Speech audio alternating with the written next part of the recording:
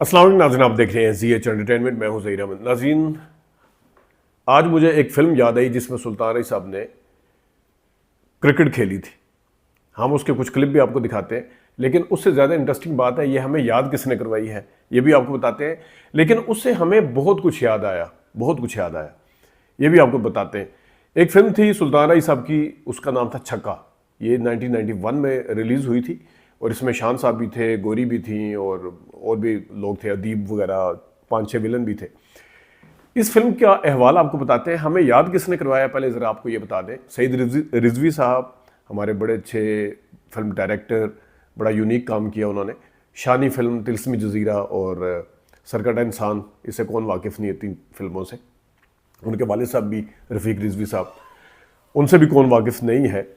लेकिन उन्होंने मुझे क्लिप भेजा, उसका कुछ टाइटल भी इस तरह था कि सुल्तानी ने जब क्रिकेट खेली छक्का वजन लगा जे। तो पहले ज़रा आपको वो क्लिप दिखा देते हैं, फिर ज़रा आगे बात करते हैं कि मुझे याद क्यों आया और मैं आपके साथ क्यों शेयर करना चाहता हूँ ये सारा कुछ। ये ज़रा पहले मैं आपको ज़रा थोड़ा सा इसका क्लिप दिखा देता हूँ, देखिएगा।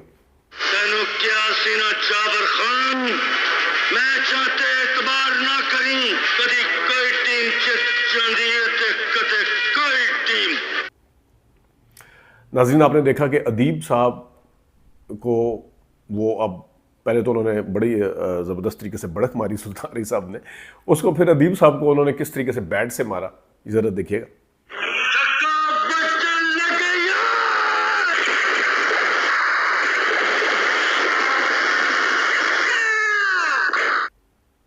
और जनाब बात यहाँ ख़त्म नहीं हुई, बल्कि विकेट का भी इस्तेमाल किया गया। विकेट फिर सुल्तान सब बैट जो है वो साइड पे फेंक देते हैं, विकेट जो है वो तलवार की सी स्पीड से जाती है और तलवार की तरह जाके अंदर लग जाती है उन्हें। देखिएगा ज़रा।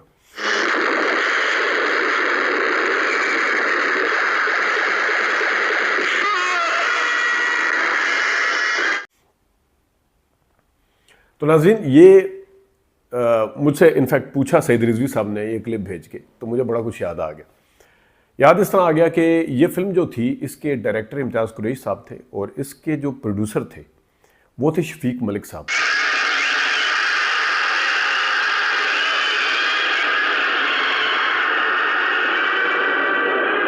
उनका ताल्लुक था ना सिर्फ रावलपिंडी से, बल्कि जहां हम रहते हैं वहां से। हमारी उनके साथ अलेक सलेक बहुत पहले से थी। वो फिल्मों के जुनून की हद तक शौक था उन्हें, यानी कि आप अंदाज़ा करें कि इतना बड़ा उनका अपना बिजनेस का सेटअप था। लेकिन अगर बिलफर्ज उस वक्त गाड़ी मैसर नहीं है, फिल्म का शो देखना है, जुमे का दिन होता था और वो फिल्म देखने चले जाते थे शफीक मलिक साहब। वो बसों के ऊपर लटक के भी जाते थे, मस्जिद चलते थे। जो लोग पिंडी के पुराने रहने वाले हैं उन्हें पता है कि यहाँ पे मस्जिद चलते थे सदर से लेके, फिर वो मरी रोड इस्लामाबाद जाते थे, मरी रोड से होते हुए सिनेमा जो थे 6-7 सिनेमा जहाँ पे फिल्म रिलीज़ होती थी वो सारे के सारे मरी रोड पे थे। और मुझे याद है फिल्म जो थी ये शबिस्तान सिनेमा पर आई थी। शबिस्तान सिनेमा पर यह फिल्म अच्छी खासी चली भी थी, लेकिन बहरहाल इसका प्रोड्यूसर को फ़ायदा हुआ था या नुकसान हुआ था ये तो मैं आपको बताता हूँ। तो ये थे शफीक मलिक साहब, वो भी अब इस दुनिया में नहीं है, अल्लाह ताला उन्हें गरीक रहमत करे। बहुत ज़्यादा शौकीन आदमी थे इस हवाले से, शूटिंग देखना और शूटिंग करना। पता नहीं उन्हें फिर क्या एक शौक चढ़ा कि उन्होंने आउट ऑफ द बॉक्स जाके ये सोचा कि मैंने फ़िल्म बनानी है। जाके उनकी मुलाकात हुई इम्तियाज़ कुरैशी साहब से और उसके बाद वो उन्होंने इस फिल्म के बनाने का ऐलान किया, छक्का। इसकी शूटिंग के लिए बारी स्टूडियो में इसकी शूटिंग होती थी। इसकी शूटिंग के लिए 1-2 बार हमारा भी जाना हुआ, क्योंकि हमें भी शूटिंग देखने का शौक था, ज़ाहिर है कीड़ा पुराना जो है।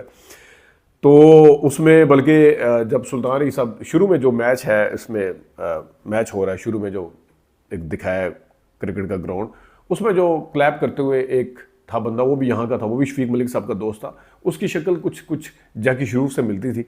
तो इम्तियाज़ कुरैशी साहब ने फिर ये भी कहा था कि जनाब नेक्स्ट जो है ना, हम आपको हीरो लेंगे, आपकी शक्ल जो है बड़ी ज़बरदस्त है। और ये वो उनकी एक इंसर्शन भी थी, अगर आप वो दिखाएं, हम भी अगर आप दिखा सकें। लेकिन ये था वो अहवाल उस फिल्म के बनने का। अब जब वो फिल्म बननी शुरू हुई तो शुरू में बताया गया कि जनाब ये फिल्म जो है ना 35 से 40 लाख की बनेगी। ये 91 में क्योंकि रिलीज़ हुई थी, मुझे याद है 90 की बात है, 1990 की। तो बताया इस तरह गया। लेकिन जब फिल्म बनना शुरू हुई तो फिर उसके बाद वही हिसाब शुरू हो गया, जनाब फिल्म में और पैसे चाहिए, 5 लाख और चाहिए, 4 लाख और चाहिए, 2 लाख और चाहिए। करते करते इस फिल्म का बजट जो था वो 50 लाख क्रॉस कर गया। अब शफीक मलिक साहब पीछे भी नहीं मुड़ के देख सकते थे। अब ये इस तरह तो नहीं हो सकता कि तेरे प्यार नु सलाम जैसे भी प्रोड्यूसर हैं वो इतने तगड़े होंगे ज़रूर कि उन्होंने जनाब फिल्म को आधे में छोड़ दिया। लेकिन ये जो थे शफीक मलिक साहब, इनका जब अपनी जमा पूंजी उन्होंने लगा दी और जब उन्हें लगा कि जनाब वो जमा पूंजी जो लगी है वो तो अब वापस ही नहीं होगी जब तक फिल्म मुकम्मल नहीं होगी, क्योंकि फिल्म लगेगी तो फिर उसका कोई रिटर्न मिलेगा। तो उन्होंने फिर करते करते इवन जेवरात, ये वो हमें बताते थे कि मैं जेवरात और प्लाट तक बेचने पे मजबूर हो गया, और किस तरीके से उन्होंने इस फिल्म को मुकम्मल करवाया ये वही जानते थे। उसके बाद उन्होंने तौबा पढ़ी, अभी 2-2.5-3 साल पहले उनका इंतकाल हुआ है। उसके बाद तौबा पढ़ ली।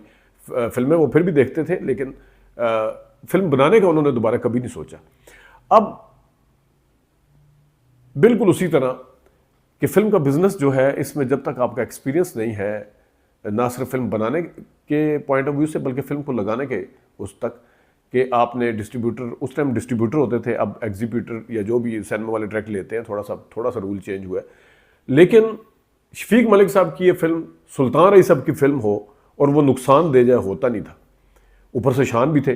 90 में उनकी पहली फिल्म आई थी, तो ये 91 की फिल्म है। तो छक्का फिल्म जो थी ये सिनेमा के ऊपर उतरने का नाम नहीं लेती थी, लेकिन पैसा जो है उनकी जेब में नहीं आया शफीक मलिक साहब की। एक अजीब सी बात है, और ये पहला तजर्बा नहीं है। कल परसों पिछली वीडियो में हमने बताया था आपको कि अली जफ़र साहब की फिल्म ने 33 करोड़ रुपया कमाया, यानी कि शान की किसी फिल्म ने 33 करोड़ रुपया अभी तक यहाँ पे नहीं कमाया वार समेत। तो 33 करोड़ रुपया जो था वो अली जफ़र की फिल्म ने कमाया था, तीफा इन ट्रबल ने, लेकिन अली जफ़र साहब को उसका कोई फ़ायदा नहीं हुआ। यह हमें सुनने में आता है। ये तो सुनने में आता है कि क्योंकि ज़ाहिर है उनको नहीं हुआ होगा, तो तभी तो उन्होंने फिर तौबा पढ़ी, अभी तक दोबारा उनकी फिल्म नहीं आई। कितने 2000 दिन से ज़्यादा दिन हो गए कि वो उनकी फिल्म रिलीज़ नहीं हुई। और यही नहीं, आसिफ खान साहब हमारे ऑल टाइम फेवरेट, अक्सर हमारी उनसे बात भी होती रहती है, 5-6 इंटरव्यू भी कर चुके हैं। एक दफ़ा दू बदू सामने बैठ के इंटरव्यू किया उनसे। जब हमने पूछा कि काला धंधा गोरे लोग का बिजनेस कितना था, कहते जी वो तो मुझे नुकसान हुआ। मैं वो फिल्म गोल्डन जुबली है, सिल्वर जुबली पर फिल्म जो है वो फ़ायदा दे जाती है, 25 हफ्ते चलने वाली, तो वो तो 50 हफ्ते से ज़्यादा चली है। उन्होंने कहा जी मुझे इसका कोई फ़ायदा नहीं हुआ। ये हमारी समझ से बिल्कुल बालातर है कि फिल्म काला धंधा गोरे लोग वो भी अच्छी खासी चली थी, उसके आप वीक उठा के देखें, पिंडी, लाहौर और कराची में अच्छे खासे हफ्ते उसने निकाले, लेकिन आसिफ खान साहब की जेब में कोई पैसा नहीं गया। तो ये अहवाल था उस फिल्म का, जिसका हम यहाँ पे उनका सेटअप था शफीक मलिक साहब का। रोज़ाना जाते थे, फिल्म का अहवाल पूछते थे, कहते अभी राइटिंग उसकी चल रही है, रिटर्न प्रोसेस मुकम्मल हो जाए फिर आपको भी लेके जाएंगे। फिर हमें लेके गए, और फिर मज़े की बात है कि ये भी उसी तरह ही काम चलता था ठेकेदारी वाला, कि जनाब पेपर वर्क पहले मुकम्मल होता है हालांकि फिल्म का या ड्रामे का, लेकिन यहाँ पे जिस दिन शूटिंग होती थी उस दिन पेपर वर्क भी साथ साथ चल रहा होता था। ये तो फिर नतीजे जो निकले वो फिर आपके सामने है, इस किस्म की स्टोरीज़ के फिल्म इंडस्ट्री कहाँ पे जाके खड़ी हुई, कहाँ पे जाके पहुँची। तो ये अहवाल था, मैंने सोचा ज़रा आपको भी बता दूँ। और सईद रिजवी साहब का शुक्रिया कि हमारी एक दुखती रख के ऊपर उन्होंने हाथ रखा। मुझे तो खुद हैरत है कि मैंने इस चीज़ का अभी तक आपके सामने शेयर क्यों नहीं किया था। शफीक मलिक साहब का ये जो रहने वाले थे रावलपिंडी के, हमारे पड़ोसी, उन्होंने ये किया था। तो ये होता है फिल्म का असल, जब कोई नया बंदा जाता है तो उसकी हालात क्या होते हैं, तो ये हालात होते हैं। इजाज़त दीजिए, अल्लाह हाफ़िज़।